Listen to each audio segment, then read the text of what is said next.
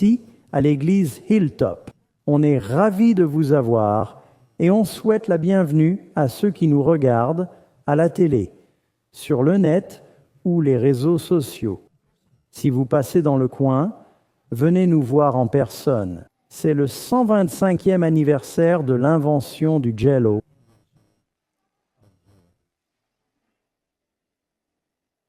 Je parie que personne ne s'y attendait.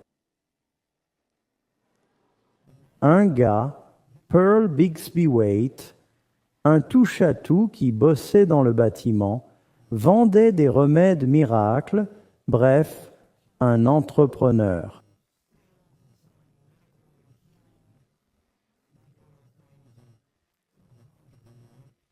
Il a eu l'idée de mélanger des fruits en poudre avec de la gélatine et du sucre. Sa femme l'a baptisé Jell-O. Il s'est dit, j'ai trouvé un truc génial. Il a essayé de le vendre, mais après quelques mois, ça ne marchait pas fort. Impatient, il a laissé tomber.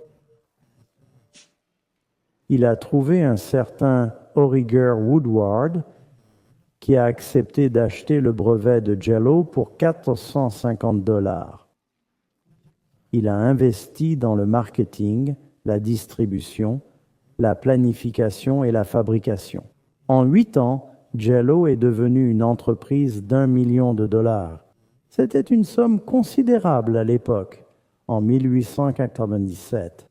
Hélas, Pearl Waite, l'inventeur, sa femme qui l'a nommé, et leurs héritiers n'ont jamais touché un sou des 1,1 million de boîtes de Jell-O vendues chaque jour depuis. Enfin, je ne sais pas si c'est autant sur les 125 dernières années. Je n'ai jamais pu supporter ce truc. C'était amusant pour jouer, mais je n'ai jamais vraiment aimé le Jell-O. Le problème, c'est que Pearl Waite ne pouvait pas attendre. Et à cause de son impatience, il a tout perdu. Dans le Nouveau Testament, Jésus raconte une parabole liée au thème de la seconde venue, et nous voilà 1 an plus près de cet événement. Certains se demandent pourquoi ça prend si longtemps. Étudions les 10 vierges et le retour de Jésus, ce sera la première partie. C'est basé sur Matthieu 25, 1, 13. Dans vos Bibles, je vais lire la parabole. Allez à Matthieu 25. Notez que Matthieu 25 commence en rouge et Matthieu 24 finit en rouge. Il n'y avait pas de division de chapitres. Matthieu 25 continue le discours des Oliviers où Jésus parle des signes de son retour. Tout ça en fait partie. Vous remarquerez que le premier mot est « alors ». Ça signifie que c'est la suite de ce qu'il disait avant. On comprendra mieux la parabole en regardant aussi Matthieu 24. Commençons par le verset 1, Matthieu 25, et lisons jusqu'au verset 13. Le royaume des cieux sera comme 10 vierges qui, lampe en main, sortirent pour accueillir l'époux. 5 d'entre elles étaient sages, les 5 autres étaient folles. Les folles prirent leurs lampes sans huile, mais les sages emportèrent de l'huile avec leurs lampes. L'époux tardant, elles s'assoupirent toutes. À minuit, un cri retentit. Voici l'époux qui vient, allez à sa rencontre. Alors toutes ces vierges se levèrent et préparèrent leurs lampes. Les folles dirent aux sages, « Donnez-nous de votre huile, nos lampes s'éteignent. » Mais elles répondirent, « Non, il n'y en aurait pas assez pour nous et vous. Allez plutôt chez les marchands. » Pendant qu'elles allaient en acheter, l'époux arriva. Celles qui étaient prêtes entrèrent avec lui et la porte fut fermée. Plus tard, les autres vierges arrivèrent et dirent, « Seigneur, ouvre-nous. » Mais il répondit, « En vérité, je ne vous connais pas. »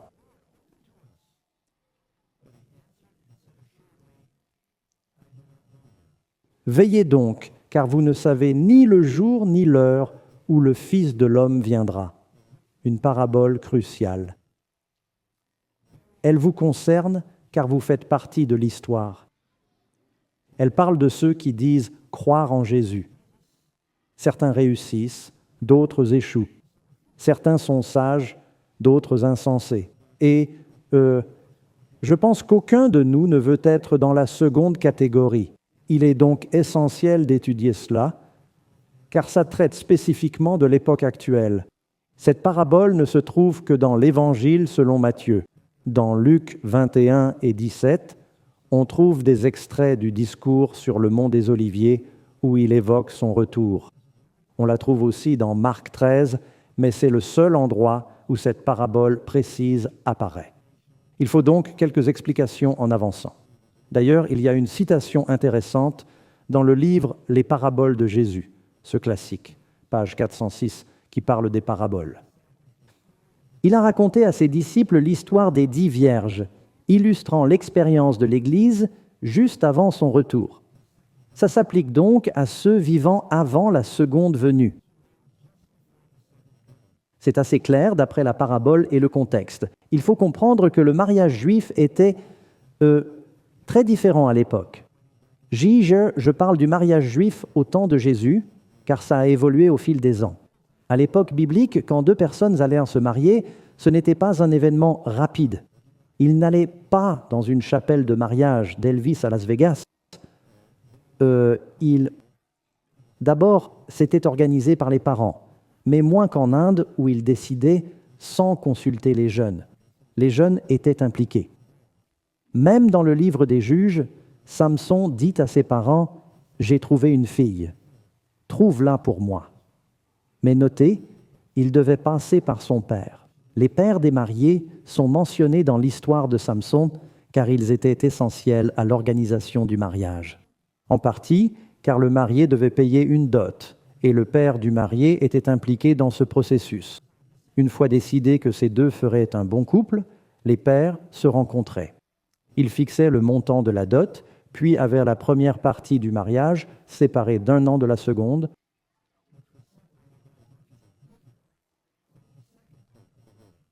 On l'appelait les fiançailles, la cérémonie de l'alliance. Écoutez bien. La première partie était une alliance où les familles se réunissaient, le père payait la dot, les mariés s'engageaient. Dans un mariage juif aujourd'hui, on voit encore le marié à qui on donne une coupe de vin. Il buvait dans cette coupe. Elle buvait dans la coupe. Puis il l'enveloppait et il écrasait la coupe du pied, signifiant que personne d'autre ne devait y boire. Avez-vous déjà vu ça à un mariage juif? Souvenez-vous quand Jésus a dit « Pouvez-vous boire à la coupe dont je boirai ?» Les paraboles utilisent souvent le langage des mariages juifs. Après cette alliance, ils ne partaient pas en lune de miel. C'était les fiançailles, l'alliance. Il partait se préparer, retournait chez son père et construisait un lieu à part, mais proche, souvent sur la propriété ou à côté. La Bible dit « L'homme quittera ses parents pour s'attacher à sa femme ». C'est là que le garçon déménageait, souvent sur la ferme à proximité. Il bâtissait sa propre maison, ce qui pouvait prendre du temps. Il plantait son champ pour s'établir et sa fiancée ignorait la date exacte, mais recevait généralement un avertissement. Ensuite, il venait chercher sa promise pour la ramener chez son père, et ses vierges les accueillaient. C'étaient les amies de la mariée. Elles accompagnaient la mariée et éclairaient le chemin. Cela se passait la nuit, car il faisait chaud dans cette société agricole, et c'était festif. Donc, quand Jésus raconte cette parabole, tout le monde comprend. Il nous faut plus de contexte pour bien saisir ce dont il parle. Ensuite, il la ramenait chez son père, et le festin de noces pouvait durer jusqu'à 7 jours. Rappelez-vous l'histoire de Jacob. 7 jours de festin, puis il entra dans la tente de sa mariée. Surprise, c'était Léa. Mais c'est une autre histoire. Le père dit Tu feras aussi 7 jours pour Rachel, et je te donnerai les 2 filles. Souvenez-vous aussi de la fête de Samson. Il posa une énigme durant les 7 jours de fête. C'était courant d'avoir 5 à 7 jours de festin. Avec ce contexte, vous pouvez comprendre. En préparant ce message, j'ai appris qu'à l'époque biblique, les filles se mariaient très jeunes.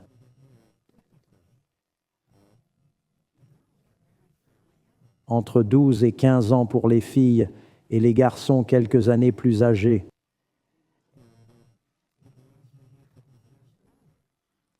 On pourrait penser que c'est irresponsable, mais quel État a les lois de mariage les plus jeunes en Amérique du Nord?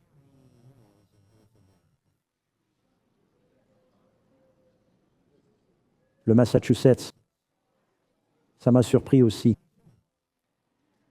Des filles des 12 ans et des garçons des 14 ans. Ça n'arrive pas souvent car si un garçon de 17 ans épouse une fille de 12 ans, c'est illégal. J'ai trouvé ça intéressant, mais à l'époque, ils se mariaient généralement très jeunes. En examinant les signes de la parabole, on voit qu'il y a les vierges sages et les vierges folles. D'abord, regardons le chiffre 10. Que signifie-t-il? On n'est pas vraiment sûr. 10 est un nombre parfait dans la Bible. C'est l'un des nombres utilisés, bien sûr, pour les 10 commandements. Joseph nous dit que selon la loi juive, les Juifs dispersés dans l'Empire romain ne pouvaient célébrer la Pâque qu'avec au moins 10 Juifs dans leur communauté. J'ai aussi lu qu'un mariage juif nécessitait au moins 10 témoins pour être valide. Pourquoi 10 alors? Je n'en suis pas certain. Ne surinterprétez pas le fait qu'il y ait 5 sages et 5 folles comme si 50% des chrétiens étaient perdus. Je pense que Jésus divise en 2, comme quand il dit « 2 hommes seront dans un champ, l'un sera pris, l'autre laissé ». C'est du 50-50. 2 femmes moudront, l'une sera prise, l'autre laissée. 2 hommes coucheront, l'un sera pris, l'autre laissé. Il dit qu'on ne peut pas juger de l'extérieur. Ils font les mêmes choses en apparence. Ces filles ont toutes des lampes. Elles ont toutes fait l'effort de venir au mariage. Elles portent probablement des tenues de mariage similaires. Donc, à tous égards, ils connaissent au moins la mariée et les gens du mariage. Ils semblent identiques, mais il y a une différence. On en apprendra plus à ce sujet. Parlons d'abord des lampes, de l'huile et des vierges. Concentrons-nous sur les vierges ici. Ce sont celles qui professent une foi pure. L'épouse du Christ, c'est l'Église de tous les temps. Ce sont les croyants que le Christ épousera à la fin des 1000 ans. Rappelez-vous la parabole de Jésus dans Jean 14. Il dit « Dans la maison de mon Père, il y a plusieurs demeures. Ce sont en fait des lieux d'habitation. Pensez aux chambres nuptiales. Je vais vous préparer une place. » Il comprenait parfaitement. Je reviendrai vous prendre. C'est là qu'il récupère son épouse. Son épouse, ce sont tous les croyants, vivants et ressuscités. Donc, tous les croyants sont là, n'est-ce pas? Ramenés chez le Père pour la grande fête, comme le confirme l'Apocalypse.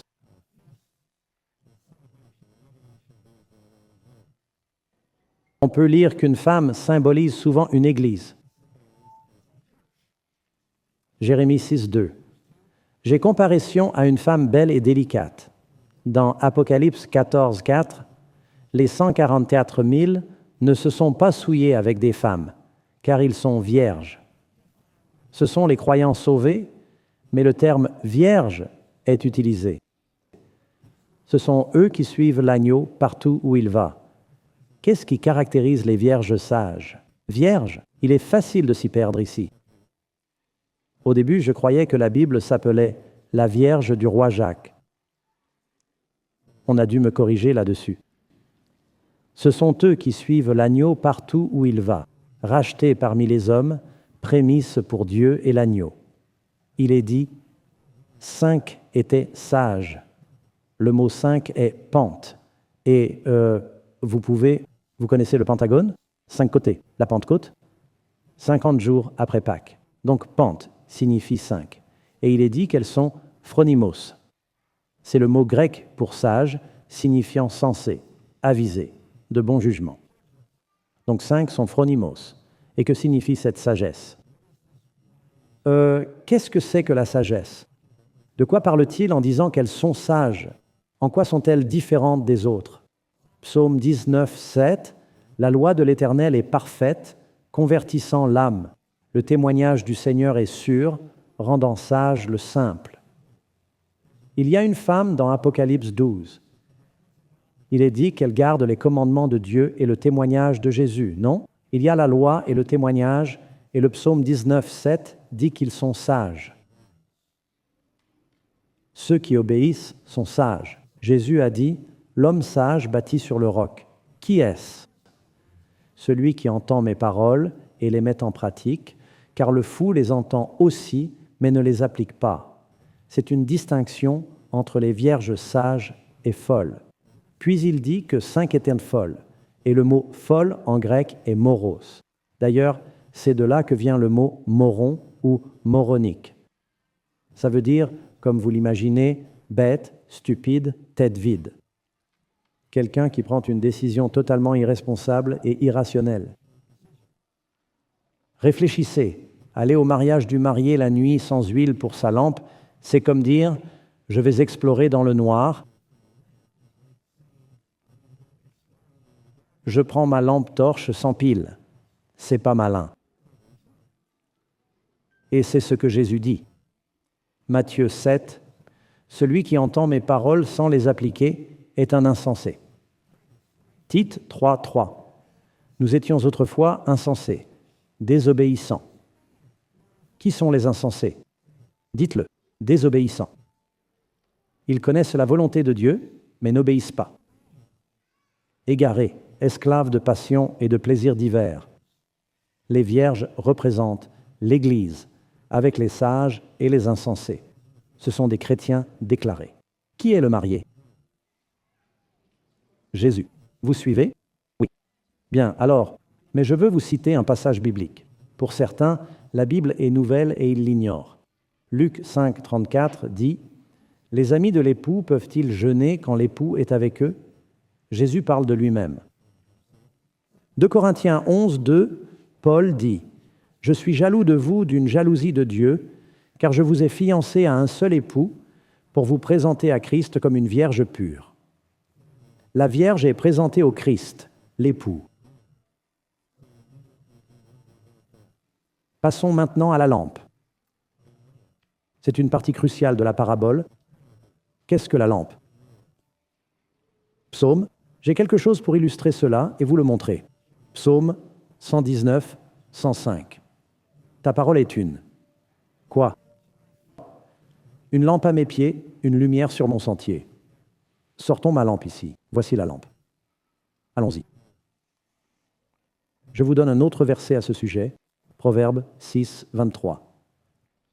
Il dit « Car le précepte est une lampe et la loi une lumière. » Alors, la lampe, donc, dans les temps bibliques, je remercie le pasteur Ross de m'avoir prêté sa lampe. Je l'ai vue sur son étagère et lui ai demandé de l'emprunter. Il n'avait pas de mèche, alors j'ai utilisé la mienne. Mais ma première expérience a complètement échoué. J'ai pris un lacet en nylon, mais il ne brûlait pas, même trempé dans l'huile. Et devinez quel type d'huile j'ai utilisé? De l'huile d'olive vierge. Ça semblait logique, non? C'est typique de ce qu'on vous donne en Israël, ces lampes. C'est ce qu'ils utilisaient, c'est courant dans beaucoup de régions. J'ai fini par déchirer un t-shirt, le coton marche mieux, trempé dans l'huile. Pour baisser la flamme, comme pour une sieste, il faisait ça. Quand ils entendirent le marié arriver, Ils la remontaient pour plus de lumière. On les appelle aussi des torches, et il y avait différentes tailles. Pour un mariage, je pense qu'ils utilisaient les plus grandes, qui nécessitaient plus d'huile. Et bien sûr, plus ça brûle fort, plus ça consomme d'huile, non? Ça paraît faible ici, mais dans le noir, c'est plutôt pas mal.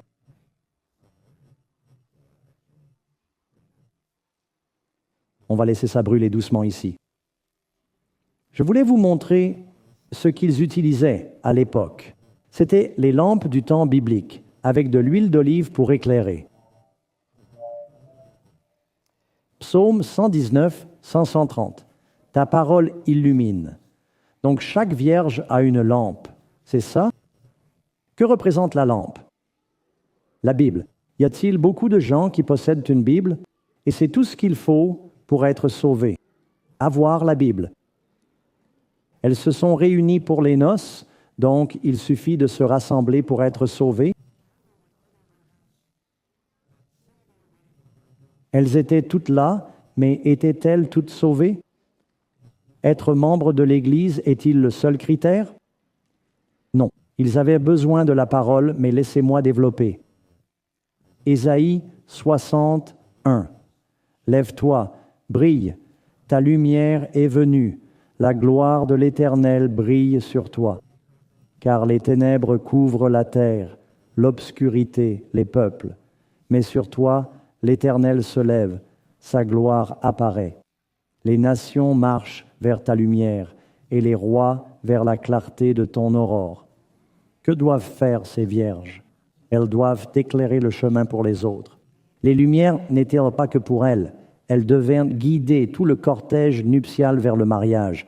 Nous, chrétiens, devons sortir et mener les autres au Christ, l'époux. Dites Amen, Amen. Luc 12, 35. Jésus nous exhorte. Restez en tenue de service, vos lampes allumées. Jésus a dit, je suis la lumière du monde. Qui me suit ne marchera pas dans les ténèbres, mais aura la lumière de la vie. La lampe est la parole de Dieu. Qu'est-ce que l'huile? C'est l'Esprit, le Saint-Esprit. Voici des versets à ce sujet. 1 Samuel 16, 13. Samuel prit la corne d'huile et l'oignit parmi ses frères. L'Esprit du Seigneur vint sur David dès ce jour. Quand ils oignaient un roi ou un prêtre, c'était un signe que Dieu leur donnerait l'Esprit spécialement pour accomplir leur mission. Jésus a-t-il reçu une onction spéciale de l'Esprit pour son ministère? Oui. Lisez aussi Exode 30, 31. Dis aux Israélites, ce sera l'huile d'onction sacrée pour moi au fil des générations. Elle est sainte et le sera pour vous. Quiconque en fait de semblable ou en met sur un étranger sera retranché de son peuple. On leur a donné une formule dans l'Exode pour faire cette huile d'onction spéciale. Ils utilisaient de l'huile d'olive pure, ajoutèrent de la myrrhe, peut-être de l'encens et d'autres choses. C'était leur recette. Cette huile et tous ses ingrédients avaient une symbolique particulière. Cette huile servait à oindre les objets saints réservés à Dieu. Tout ce qui était oint devenait sacré et ne devait pas être utilisé à la légère. On oignait tout le mobilier du sanctuaire avec cette huile sainte. Et Dieu veut nous oindre de cette huile. Aaron et ses fils furent oints de l'huile sainte. Il veut qu'on soit oints et remplis d'esprit pour que nos lumières brillent. Dans le temple, y avait-il une lampe? Oui, il y en avait une. La lampe brûlait-elle sans huile? Vous savez pourquoi les Juifs fêtent Hanouka? Hanouka n'est pas dans la Bible, mais dans l'histoire juive. C'était quand les Grecs interdisaient le judaïsme et assiégeaient Israël.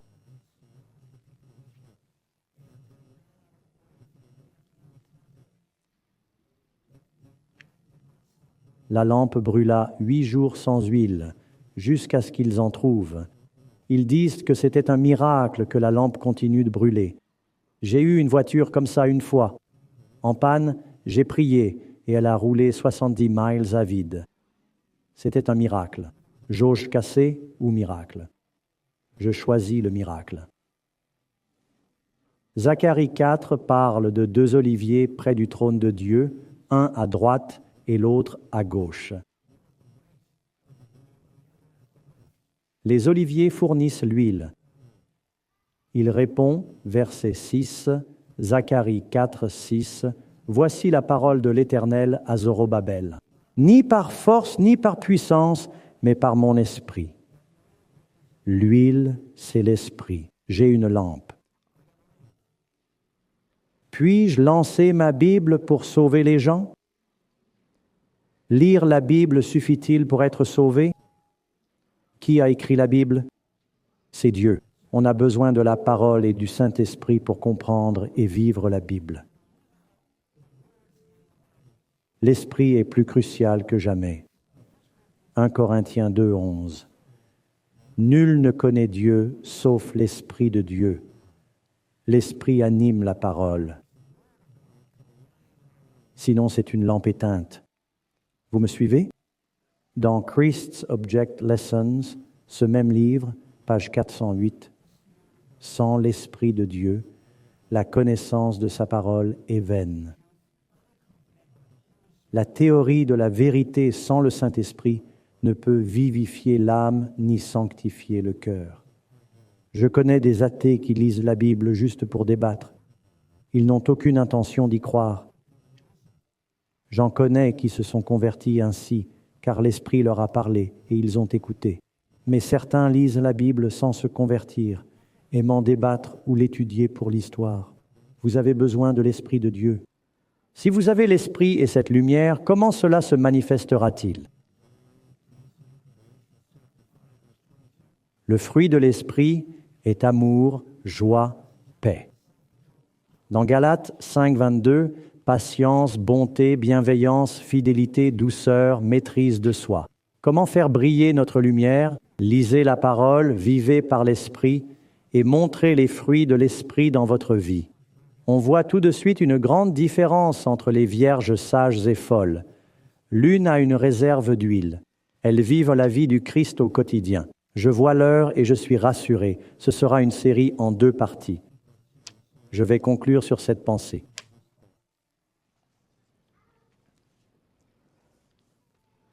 Il est dit, pendant que l'époux tardait, elles s'assoupirent toutes et s'endormirent. Ça fait long depuis que Jésus a promis de venir vite, non? Dans le dernier chapitre de la Bible, il dit 3 fois, « Voici, je viens bientôt ». C'était il y a 2000 ans. Pourquoi ça prend si longtemps? Eh bien, il semble être en retard. Notez que dans Matthieu 24 et 25, un seul sermon, il parle 2 fois d'un retard apparent. Pourquoi? Car c'est pendant ce délai qu'on voit la différence entre les sages et les folles.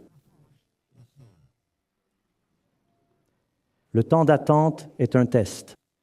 Laissez-moi vous donner quelques versets pour illustrer cela. Habacuc 2, 3 dit « Car c'est une vision pour un temps fixé. Elle marche vers son terme et ne mentira pas. Si elle tarde, qu'est-ce que ça veut dire? Ça semble être retardé. Si elle tarde, attends-la. Attends-la. Vous avez déjà entendu ça? George Washington dit à ses soldats, quand charger une arme prenait si longtemps, ne tirez pas avant de voir le blanc de leurs yeux. Ne gaspillez pas vos munitions en tirant par peur. Attendez qu'ils soient assez près pour toucher l'ennemi. C'est si dur quand on a peur. Attendez. Il ne tardera pas. Il viendra sûrement. Donc il a dit, bien qu'il tarde, puis il ne tardera pas.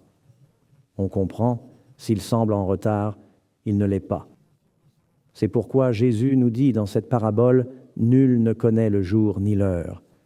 Voici d'autres exemples. 2 Pierre 3, 2.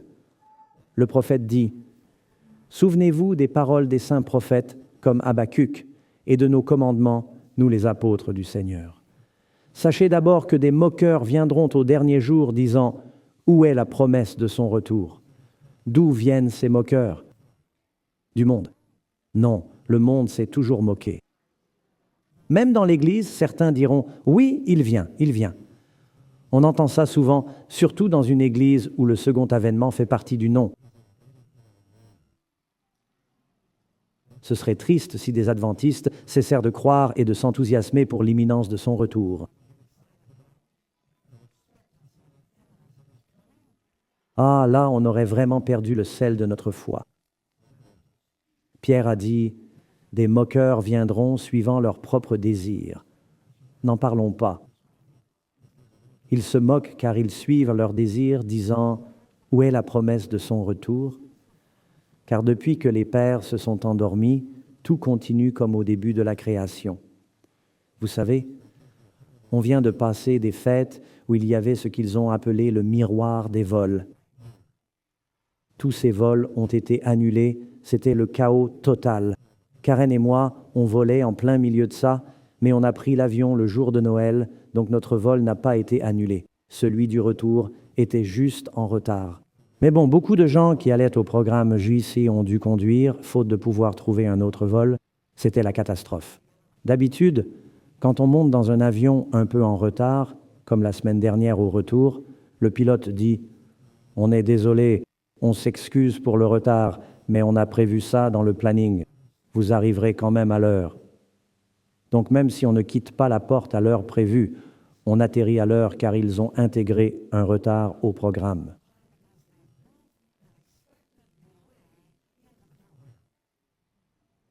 Je sais que ça semble fou, non? Un retard prévu. C'est peut-être de ça que Jésus parle. Exode 32, 1, quand le peuple vit que Moïse tardait à descendre de la montagne, Moïse était-il en retard? Descendait-il lentement car il était trop vieux? Non, il était pile à l'heure. Le peuple était mis à l'épreuve. Ils venaient de dire au Seigneur qu'il leur avait donné les 10 commandements oralement. Ils ont entendu les 10 commandements. Ils ont dit, « Tout ce que le Seigneur a dit, nous le ferons. » Et il y a un délai. Que se passe-t-il? Ils s'impatientent et perdent le brevet du gel-eau. Ils ont fait un veau d'or, non? Pendant l'épreuve, quand Moïse tarda, ils dirent « Faisons-nous des dieux. » On ne sait pas ce qui lui est arrivé. Il ne reviendra pas. Je me demande si le peuple de Dieu dirait ça. 1 Samuel 13, Samuel dit à Saül, « Tu vas combattre les Philistins à Gilgal. Attends-moi. Après 7 jours, je viendrai. » Dans 1 Samuel 13, 8, on lit qu'il attendit 7 jours selon le délai fixé par Samuel. Mais Samuel ne vint pas à Gilgal et le peuple se dispersa, quittant Saül. Saül dit alors, « Amenez-moi l'holocauste et les sacrifices de paix. » Il fit ce qu'aucun roi ou reine ne devait faire, car seuls les prêtres pouvaient offrir des sacrifices. Il se dit, « Les autres nations le font, je peux le faire aussi. » Il céda et offrit le sacrifice. À peine avait-il fini de présenter l'holocauste que Samuel arriva. Ah, s'il avait patienté un peu plus. Mais pendant l'attente, durant l'épreuve, il perdit foi. Quelle en fut la conséquence? Samuel dit, « Tu as agi follement. Il y a des vierges sages et des vierges folles, n'est-ce pas? » Samuel dit à Saül, « Tu as agi sottement. Tu n'as pas gardé le commandement du Seigneur, ton Dieu, et cela distingue les sages des insensés. Ce qu'il t'avait ordonné, car l'Éternel aurait affermi ton règne sur Israël pour toujours. Il allait recevoir une récompense éternelle. Mais maintenant, ton règne ne durera pas. Il a perdu la couronne et le royaume, car il a perdu patience. Il a cessé de croire en la venue du prophète. Cela pourrait-il se reproduire dans les derniers jours? Hébreux 10, 37. Encore un peu de temps. Celui qui doit venir viendra, il ne tardera pas. Je suis dans le Nouveau Testament. Le juste vivra par la foi, mais s'il se retire, mon âme ne prend pas plaisir en lui. Nous ne sommes pas de ceux qui se retirent pour se perdre, mais de ceux qui ont la foi pour sauver leur âme. Voyez, à la fin de Matthieu 24, Juste avant la parabole des 10 vierges, il conclut par une autre parabole. Mais si ce mauvais serviteur dit en son cœur, « Mon Seigneur tarde à venir », où le dit-il? Dans son cœur. Mais ce qui est dans son cœur commence à se manifester dans sa vie. Il se met à battre ses compagnons, à manger et boire avec les ivrognes. Le maître viendra un jour où il ne s'y attend pas, à une heure qu'il ignore, et le punira sévèrement, le traitant comme les hypocrites. Il y aura des pleurs et des grincements de dents. Voilà quelqu'un qui, leurs serviteurs, leurs disciples déclarés, mais ils disent, « Il met si longtemps ». C'est pendant l'attente qu'on voit si quelqu'un aime vraiment. Pourquoi le Seigneur n'est-il pas encore venu? Parce qu'il nous aime. La Bible nous dit qu'il ne veut pas qu'un seul périsse. Imaginez une mère sur un bateau prête à partir. Ses enfants ne sont pas là. Elle dira au capitaine, « Attendez ». Elle attendra tant qu'elle peut, car elle aime ses enfants. C'est donc un test d'amour pour voir qui endurera, qui attendra. Mes amis, nous vivons cette époque maintenant. Je pense que le Seigneur revient bientôt. Je crois qu'on vit un temps où ce délai apparent teste la foi. Beaucoup font comme Israël et Saül, compromettant leur foi en la perdant. On doit tenir bon. Jésus a dit, « Si tu mets la main à la charrue, ne lâche pas. Tenez bon. Jésus revient. » Vous y croyez, mes amis? Amen. On étudiera ça plus en détail la semaine prochaine. Mais je vous invite à vous lever. Chantons notre hymne final 604. L'heure du retour de notre Maître nous est inconnue. Puis nous prierons.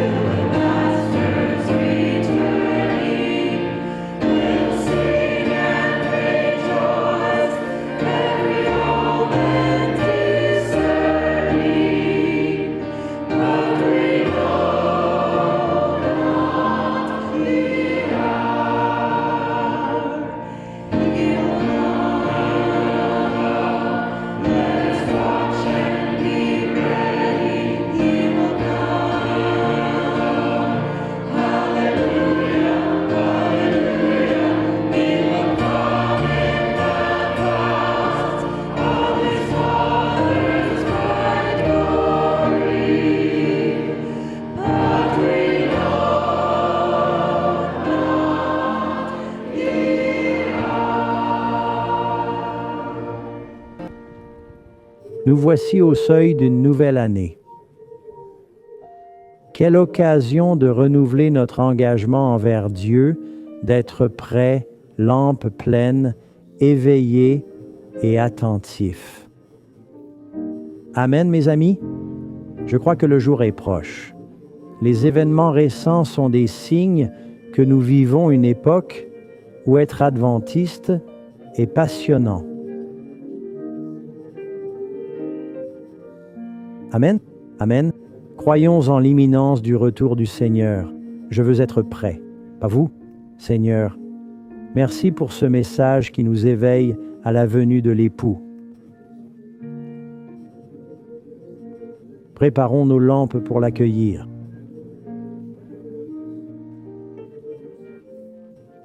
Tu nous as dit d'aller vers toutes les nations. Aide-nous à être fidèles, non seulement en écoutant, mais en agissant, bâtissant sur le roc. Je prie que tu bénisses chaque personne ici. Sois avec nous ce sabbat et pour la nouvelle semaine et année à venir. Nous te remercions et prions au nom de Jésus. Amen. Que Dieu vous bénisse, mes amis. Bon sabbat à tous. Pour les visiteurs, nos offrandes sont reçues à la sortie. N'oubliez pas les guides, la Bible en un an, disponible auprès des huissiers. Que Dieu vous bénisse.